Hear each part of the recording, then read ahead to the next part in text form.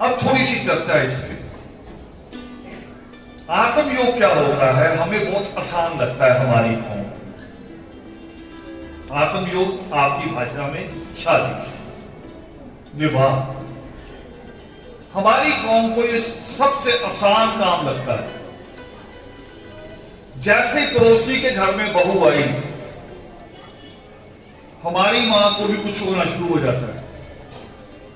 चाहे लड़का नालायक हो, आवारा हो, रात को 11 बजे तक बाहर घूम रहा हो, कोई काम ना करता हो, मगर पड़ोसी के घर में बहू आ गई तो हमारी मां को ना भी हो, आदमी को पता क्या कहती है आजकल कि जी मेरे से रोटी नहीं बनती, आजकल यहां दर्द होता है, अब यहां होता है। आदमी पूछता है क्या करना है? चलो फिर शादी कर दो लड़के की, बहू आ जाएगी, थोड़ी मेरी मदद करा देगी। यहां से शुरुआत करती हैं इन शब्दों से। सब हंस रही हैं, सबकी यही कहानी है। मेरी मां की कहानी भी यही रही, मगर मेरी मां की कहानी मेरे बस में नहीं, मेरी बेटी की कहानी मेरे बस में है या नहीं है? माओं का जीवन हमारे बस में नहीं होता, मगर अपनी बेटियों का जीवन तो होता है ना, अपनी बहनों का जीवन तो होता है। फिर आदमी अगर थोड़ा समझदार है तो वो कहता है भी लड़का नालायक है, अपना काम करता नहीं है, रोज लड़ाई झगड़े की इसकी शिकायत आती है। चलो ना भी शिकायत वाला हो, अगर काम नहीं करता तो भी शादी नहीं बनती। तो पता माए क्या कहती है? एकदम वो अपना जीवन भूल जाती है, अपने दुख, जबकि आपको अपने दुख याद करने चाहिए उसको कि जब मैं बहू बन के आई तो मुझे कितने दुख झेलने पड़े। हम भूल जाते हैं, इसको याद करो आपने कौन कौन से दुख झेले। क्या कहती है माए? लो जी कोई बात नहीं, लड़का काम करे ना करे, 2 रोटी है और जहां हम सब खा रहे वो भी 2 रोटी खा ले। अरे 2 रोटी नहीं है, वो गाय और बकरी नहीं है, एक इंसान है आपकी तरह जिसको आपने लाना अपने। और 2 रोटी का सवाल नहीं होता। फिर सिंपल सी बात सोचो, सवाल है अपने दिमाग से पूछो अपने आप से, अगर रिश्तेदारों में कोई सुख दुख हो जाए, आप जाओगे सुख दुख में, तब रिश्तेदार कहेगा कि ठीक है। अगर आप अपने किसी बच्चे को भेज दो तब वो कहेगा कि ठीक है। वो कहेंगे बच्चा भेज दिया, लड़का भेज दिया था, खबर देने आए। पर जिस दिन लड़के की शादी हो जाए वो भी सुख दुख में जाने के लिए मजबूर हो जाता है। वो सारी चीजें जुड़ जाती, खाली 2 रोटी नहीं है, उसको दोनों तरफ के रिश्तेदारियों में फिर उसको जिम्मेवार गिनाया जाता है। और किसी के सुख दुख में जाने के लिए बिना जेब में कोई पैसा डाले चले जाओगे, 2 रोटी खा के चले जाओगे खाली, 2 रोटी से नहीं है। और आज तो रोटी कमाना और मुश्किल हो गया। धीरे धीरे सरकारों की सोच बदल रही है हमारे प्रति। वो कह रहे अगर ये सारे पढ़ लिख गए तो मजदूर कौन रहेगा? मजदूर केवल नगर पालिका का नहीं मैं कह रहा, सरकार को हर तरह का मजदूर चाहिए, कारपोरेशन वाला भी, सीवर में उतरने वाला भी, और जो आपके यहां फैक्ट्रियां हैं उनकी भट्टियों को चलाने वाला। वो तो अनपढ़ ही होगा ना, पढ़ा लिखा तो नहीं लगेगा मजदूर। तो सरकारें सोच के बैठी हैं कि हमने इनको पढ़ने नहीं देना, इनको अनपढ़ बना के रखना है। मैं सोच रहा हूं सरकारें बेवकूफ है, बिना वजह ही जोर लगाए जा रही हैं। हमारी माओ ने खुद ही सोच रखा हमने अपने बच्चों को पढ़ाना ही नहीं है, बस जैसे ही थोड़ा बड़ा हो 17-18 साल का शादी कर देनी है।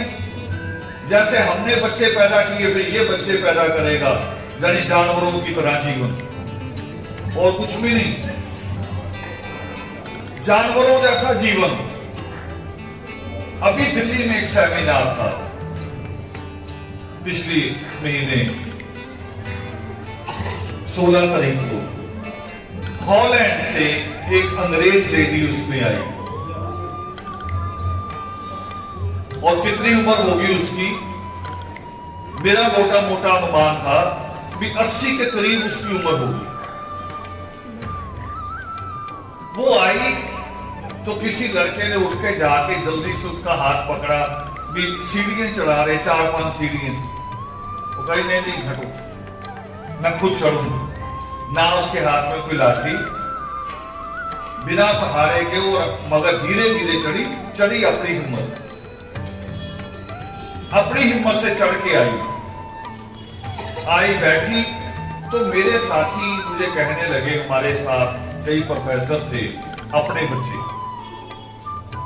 वो कह रहे कि एक दिन ऐसा भी आएगा जैसे आज ये 80 साल की दादी, ये परदादी है, हमारी भी ऐसी परदादी आएगी कि जिसके झोला होगा, जिसके हाथ में किताबें होंगी और जिसके हाथ में पेन होगा। हमारी भी ऐसी कोई दादी कभी आएगी किसी सेमिनार में? मैं कहा हमारे यहां पोता जाने को तैयार नहीं, स्कूल दादी कब आएगी? ये जो आज परदादी है, इसकी परदादी स्कूल कॉलेज गई होगी, तब ये आज इस हालत में है कि हमारे सेमिनार में आई है, स्कूल की बात, कॉलेज की बात सुनने आई है। और हमारी दादी तो हमारे बच्चों को, अपने पोते पोती को स्कूल भेजने को तैयार ही नहीं। वो कह रही थी इसका दिल नहीं करता तो ज्यादा नहीं मारता, ना तो ना सही, इसने कौन सा ऋषि बन जाना है। और आजकल और कुछ हुआ है, गैंग बने हुए हैं। वो गैंग वाले मोटरसाइकिल लेके घूमते हैं, घर के आगे बहुत जोर से घूम करते हैं, आंख तक पड़ते हुए बच्चे को बिगाड़ देते हैं। वो कह रहा ये अच्छा, मैं इतना बड़ा बैग उठा के जाता हूं रोज स्कूल, और ये मेरे घर के आगे मोटरसाइकिल लेके घूम करके निकल जाता है। बच्चा पूछता कहां से आया? आपकी भाषा में बता रहा हूं जो आपके बच्चे भाषा बोलते हैं। वो कह रहे कुछ नहीं, फला संस्था के मेंबर बनो। वो कह रहे मेंबर बनने से क्या तनख्वाह लगेगी? कह रहे नहीं, केस लगाएंगे। उसके मेंबर बनो, प्रधान का काम जेब में रखो, मोटरसाइकिल पे जय वाल्मीकि आदि पावन सत्ता लगाओ और केस लगाओ। केस लगाओ मतलब, केस का मतलब समझते? किसी की दुकान का झगड़ा, उसमें जाओ, किसी को पीटना, उसको पीटो, तो उनसे पैसे ले लो, और जो अपने यहां होते हैं झगड़े, उनके भी ले लो। और उसको हम सोचते हैं कि शायद ये मोटरसाइकिल बढ़िया है। वो मोटरसाइकिल बढ़िया नहीं है। जो आपका बच्चा पढ़ के सब इंस्पेक्टर बनेगा पुलिस में, उसका मोटरसाइकिल आएगा जब, तो जो बड़े महंगे मोटरसाइकिल है वो खड़े रहेंगे तो भाग जाएंगे। बताओ,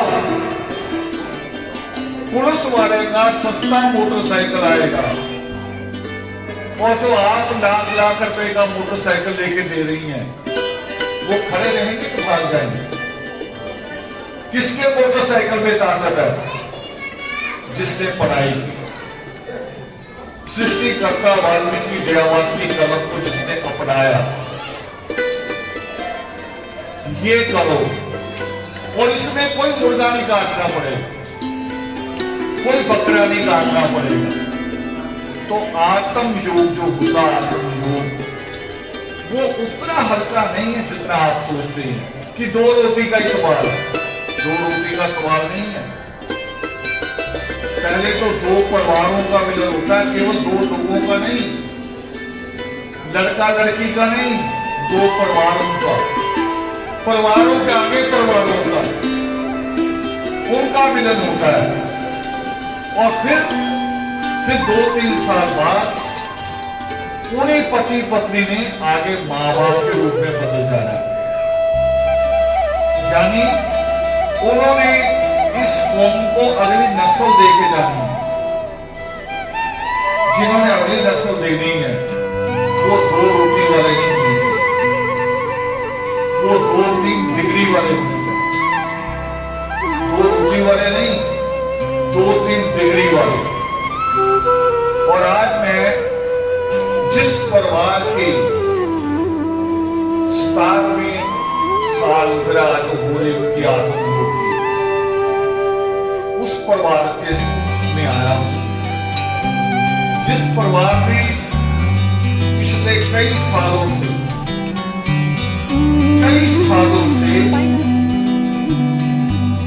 शिक्षा की बात इस बस्ती में चलाई हुई, कई सालों से। उतार चढ़ाव आते हैं, अलग बात है। कभी घर में कोई बीमार भी होता है, सुख दुख भी आता है, और हमारे यहाँ तो और कुछ भी आता है। कभी इस अनंत में ये फूल बिखरे हुए हैं बहुत सारे। और आप में से कोई सोचे, आप में से भी कोई सुबह आऊंगा झाड़ू लेके, साफ नया झाड़ू लेके आऊंगा और इसे साफ करूंगा। एक दिन कर दिया तो कोई बात नहीं, मगर 3-4 दिन अगर लगातार आप आएंगे इसे साफ करने तो मोहल्ले के चौकियों को खतरा हो जाता है। अरे रोज क्यों अंदर साफ करो? बड़ी बाधाएं हैं हमारे जीवन में। मंदिर में जो झाड़ू लगाए, पोछा लगाए, गुरुद्वारे में जाके देखो औरतें अपनी चुन्नी उतार के सफाई कर देती, उन पे कोई शक नहीं करता। मगर हमारे चौकियों को शक होना शुरू हो जाता है। तो अगर वो क्यों आ रहा है? तो ये कोई बड़े काम नहीं है, तो शिक्षा का काम तो और मुश्किल है। उसमें जो उतार चढ़ाव आते हैं, इस परिवार में आदर्श की परंपरा को, आदर्श के जो नियम है, जो 3 मंत्र बनाए हैं आदर्श ने, कि हमने अंधविश्वास, नशाखोरी और अनपढ़ता को समाप्त करना है। ये परिवार उसको समर्पित है। और मैं ये नहीं चाहूंगा कभी भी कि जब मैं अगली बार भी रहूं तो मैं इसी परिवार का नाम, मैं चाहता हूं कि यहाँ जितने लोग हैं ये सारे परिवार ऐसे हों, क्योंकि पूरी कौम का बदलना जरूरी है। किसी एक का नहीं, किसी एक का बच्चा बड़ा ऑफिसर बन जाए, किसी एक का बच्चा डीसी बन जाए, उससे ही हमारा पूरी कौम जब बदलेगी, पूरी कौम में बदलाव जब आएगा,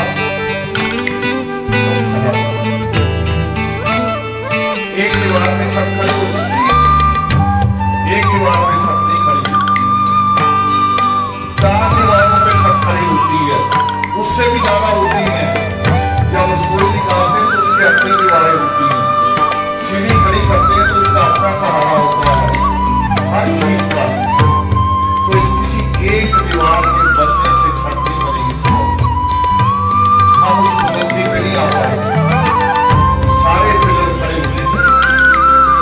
आप सबके लिए भी हम परमेश्वर से दुआ करेंगे, सृष्टिकर्ता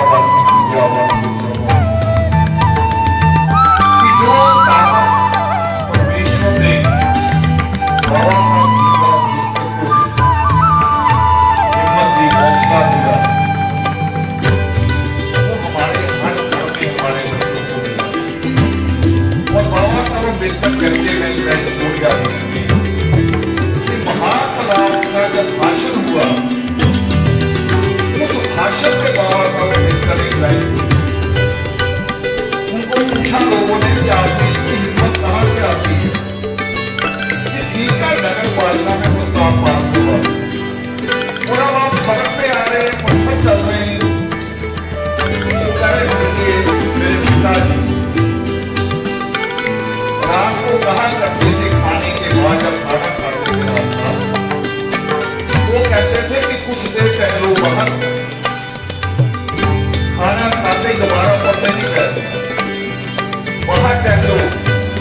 जब मेरे हम बाहर आते तो पिताजी कहते कहाँ जाओगे, ये बाबा साहब की स्पीच में है, वो कह रहे वहां तक टहलाओ जहां तक वाल्मीकि कौमी समाज के लोग कबीर के गीत गा रहे हैं, वहां तक जाओ। तो कह रहे मैंने वहां तक जाना टहलना, और वो जो कबीर की वाणी को बोलते थे वो लोग सिद्धि है था। कबीर की वाणी वो योग से परमात्मा वाल्मीकि की आवाज का रखा हुआ अलग अलग नहीं। वही वाणी का जब मैं सुनता था, कोई एक श्लोक में सुन लेता था तो मेरे अंदर एनर्जी आ जाती थी, ताकत आ जाती थी। पूरे दिन की जो भाग दौड़, पूरे दिन जो लोगों के साथ मिलना, बहस करना, लोगों की गलत बातें सुनना, वो सारी बातों के लेके कबीर साहब की वाणी का एक श्लोक सुन के मुझ में ताकत आ जाती। उनकी लिखत में भी है किताबों में कि वाल्मीकि कौली समाज के लोग वो गाया करते थे। कौन है वाल्मीकि कौली समाज के लोग? वो हमारे जैसे नहीं, हमसे थोड़े अच्छे, हमसे थोड़े से अच्छे। उन्होंने इस नरक से बचे हैं जिस नरक में हम हैं। हम जिस नरक में हैं हमें ज्यादा संघर्ष करना चाहिए। वो मछली पकड़ने का काम करते हैं, बॉम्बे में, महाराष्ट्र में, गुजरात में मछली पकड़ने का काम करते, समुद्र के किनारे रहते हैं, कई समुद्र के अंदर रहते हैं टापुओं में, और वहां भी ऐसा ही अनंत बनाते हैं और केवल एक ही मूर्ति लगाते हैं आपकी तरफ। दूसरी कोई मूर्ति नहीं होती उनकी, जो आप मंदिर बनाते हैं केवल एक ही मूर्ति होती, सृष्टि करता वाल्मीकि देववाल, वो अकोली वाल्मीकि सभा और एक नाम वाल्मीकि सभा, क्योंकि हम उनकी तरफ मुंह ही नहीं करते। ये तो धर्म समाज का संघर्ष का परिणाम है कि यहाँ एक मूर्ति है। नहीं तो वाल्मीकि किसी लुधियाना में बहुत सारे वाल्मीकि रंग ऐसे ही हैं जहां वाल्मीकि माई की मूर्ति पीछे चले गई, दूसरी मूर्ति आ गई।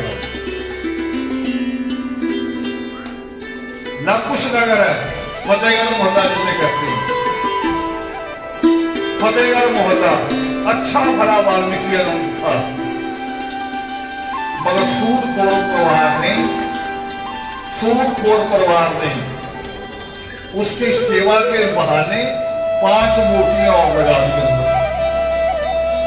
तो हम वाल्मीकि नहीं बचे, हम तो खिचड़ी हो गई, मगर वो कोटि वाल्मीकि समाज आगे जो, और आज उनके बच्चे बड़े बड़े अफसर बन रहे हैं। आपके बच्चे भी बन सकते हैं, आप मुझसे लग नहीं, आपके हाथ पर बराबर है। केवल परमात्मा की शिक्षाओं पे चलना है। तो इन दोबारा अपनी इसी बात के साथ बात खत्म करूंगा कि आत्म योग किसी बहू को घर ले आना नहीं है। आत्म योग केवल 2 रोटी खिला देना नहीं है। आत्म योग का मतलब कि जो बेटा बेटी, जो पति पत्नी बन रहे हैं, उन्होंने अगली नस्ल देनी है, और अगली नस्ल कौन देगा और कैसी देगा? जैसे वो होंगे वैसी वो अगली नस्ल देगा। मैं कह रहा था कि मेरे बस में नहीं था कि मैं अपनी मां का जीवन बदलूं, मगर मेरे बस में है कि मैं अपने बच्चों का जीवन बदल सकता हूं। तो ये सोच के काम करिए और ये सोच के छोड़ दीजिए कि कोई देवी आएगी तंग करेगी। कोई इतनी बुरी देवी नहीं, कोई इतना बुरा पीर नहीं है जो हमारे बच्चों को तंग करे। टीवी में खबरें तो सुनते हो ना, पता चीन में एक बीमारी फैली हुई है, सुना ना सबने? तो चीन में कोई पीर बाबा नहीं है, तब भी बीमारी फैली। तो वो कैसे लड़ रहे हैं उसके साथ? धागे तभी से लड़ रहे हैं कि डॉक्टर लड़ रहे हैं? कौन सा इलाज हो रहा है? डॉक्टर वाला, हॉस्पिटल वाला। तो सुख दुख हमारे जीवन में भी आती है। वो सुख दुख के साथ धंधे का काम जो डॉक्टर करता है वो डॉक्टर तो इंसान है। वो डॉक्टर वो कैसे बना? ये कलम उसने पकड़ी होगी, कलम से हर बात को दिमाग में डाला होगा तो डॉक्टर बना। जो जहाज उड़ाता है उसने भी कलम पकड़ी होगी और हम कलम से परवेश करते हैं। पहले कोई न कोई शादियों से हो जाएगा, सब कुछ शादियों से हो जाएगा, सब कुछ शादियों से नहीं। कईयों के दिमाग में तो और भी फतूर एक बैठा हुआ बहन, अरे शादी नहीं करेंगे तो गति नहीं होगी। पहले उसकी गति तो रोको, वारागर्दी वाली गति तो रोको, उसकी गति तो ज्यादा ही तेज है। आप तो एक बेटी का पाप भी झेल रही है, जितना हमारा लड़का होगा करे शादी कर दो। ये सोचते नहीं कि जिस लड़की ने आना वो किसी बेटी है, उसका जीवन भी खराब हो सकता है। जितना नशेड़ी होगा उसको जरा जल्दी शादी कर दो ताकि इसकी उल्टियों खाने वाली दूसरी जो लड़की है वो एक लड़की के साथ नहीं होगा, फिर वो हमारी लड़की के साथ। ये आत्मयोग था जिसको हम समझते हैं। हम सोचते आत्मयोग मतलब 5-7 दिन गाना बजाना होगा, रात में डीजे बजेगा, कई तो एक हफ्ता पहले लगा देते हैं। अरे हमारे बच्चे तो पढ़े नहीं, बाकी नहीं पढ़ने लगे। जिंदगी आपकी शादी भी वैसे मार्च महीने की है, हो सकता बंदों से पूछा हो, और इस बहाने मुझे बात करने का मौका मिलता है कि जिन दिनों बच्चों के पेपरों शादी मत रखें। जरूरी है, बच्चों के पेपर जरूरी है। वो बड़े अफसर होंगे तो कितनी खुशी होगी कि बच्चे की शादी में डीजे बजेगा। वो तो माँ को जहाज में बिठा के ले जाएंगे अगर बच्चे अफसर होंगे। वो तो सिंगापुर का, दुबई का, यूरोप का डीजे भी सुना देंगे माँ बाप। और अगर अनपढ़ होंगे तो यही धक्के कराएंगे, जहां जीवन का धक्का नहीं। ये फैसला आपने चुना जीवन, ईश्वर ने नहीं, ईश्वर ने बराबर दे दिया हाथ पैर को, सब कुछ बराबर दिया है। अगला जीवन आपने बाबा साहब अम्बेडकर की शादी मछली मार्केट में हुई था। मछली मार्केट जहां सबसे ज्यादा मजबूत, मगर उन्होंने इतनी पढ़ाई की कि आज पता नहीं कितने बंगले उनकी यादगार के रूप में है। दिल्ली में कई स्थान है उनके नाम। जिस बंगले में भी रहे उसी बंगले को सरकार ने छोड़ दिया कि ये बाबा साहब अम्बेडकर रहे या उनकी याद रहे। इस चीज से शिक्षा से पढ़ाई, इसी प्रार्थना के साथ कि आपने मेरी बात सुनी और ये प्रार्थना थी कि मेरी बात में से कुछ बातें सुनना, मानने के लिए नहीं कह रहा हूं, कोसने नहीं कर रहा हूं, कुछ बातें सुनना और अपने आप से पूछना कि ये ठीक है या गलत। अगर लगे ठीक है तो फिर अपना जीवन बदलने की कोशिश करो। जय वाहिगुरु। जिंदगी कोई बीच में कुछ